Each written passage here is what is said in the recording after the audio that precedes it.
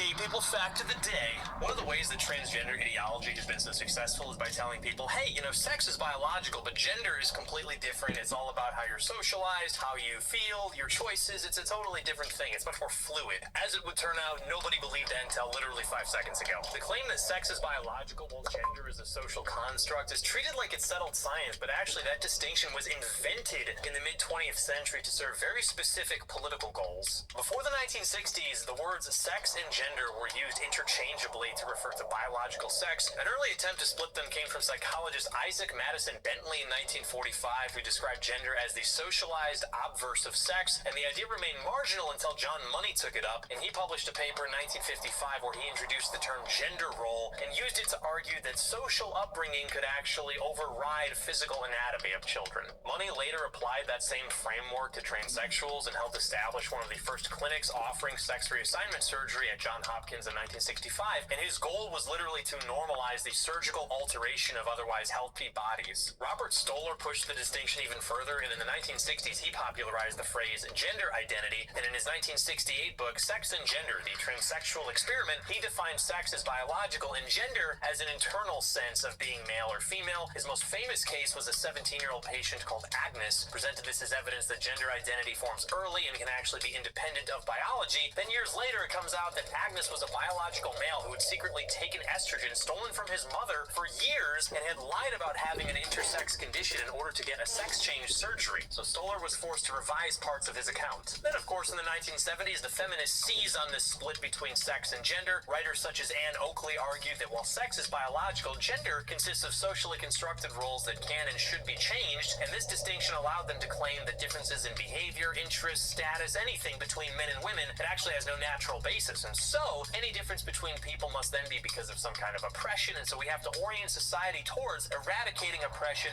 and achieving total and complete equality. So the entire framework is based on flawed research, political agendas, rather than an actual scientific empirical discovery. And once the language changed, activists could then argue that a person's feelings about their sex could override biological reality. And that move has shaped law, medicine, education, literally everything ever since. Consider the literal meaning of the word. The history of the root gen traces back to meaning born of, produced by. Think generation, genesis. The history of the root der traces back to meaning skin, leather. This is where we get dermatologist, taxidermy, and so on. So gender literally means the generation of flesh, born of and produced by flesh. Of course, being a reference to one's role in that process. Your gender, yes, your role in the creation of new life, either male or female. Only two choices, libtards, and guess what? You don't even get to make that choice. Okay, bye.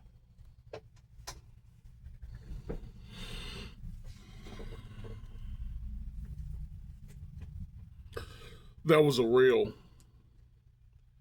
that I watched on the Blaze Network. And what you have to understand, this goes back a long way, but it tells the truth. These people are anti-God, godless.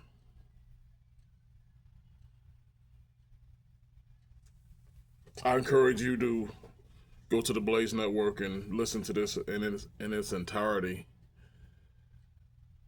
I didn't plan on even talking about this, but I saw this reel and I said, man, I got to have a conversation.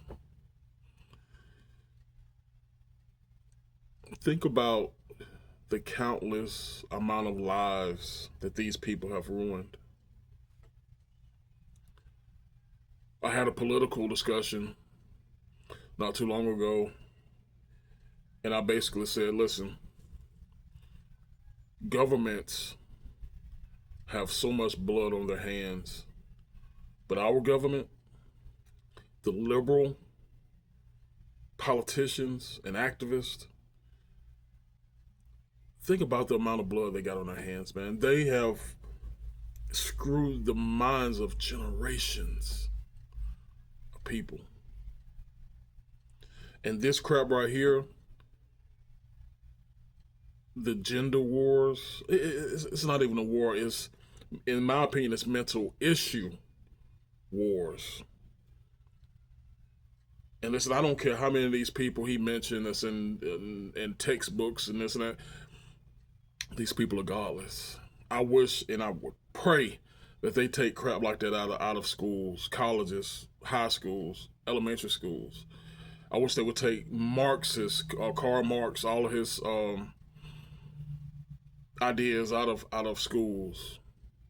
It has ruined the minds of generations, man. Listen, I'm not finna get off into politics, but just this morning, I heard that Colorado on the Democratic side has elected socialist communists. Same in New York. It's the communist socialist takeover, y'all. It's the Marxist takeover. I just hope enough of true Americans can wake up and fight against it. But this gender crap,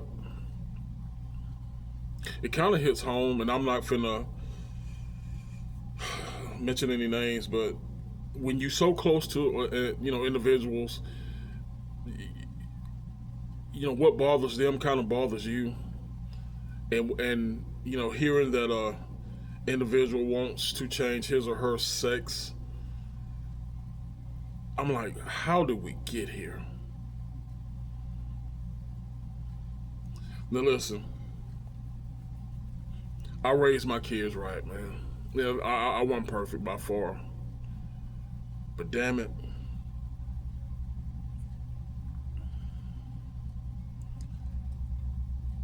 listen, all these basketball players and Hollywood people, I understand how they, got these fucked up kids, Dwayne Wade and Magic Johnson. I understand. Hell, these some bitches sold their soul.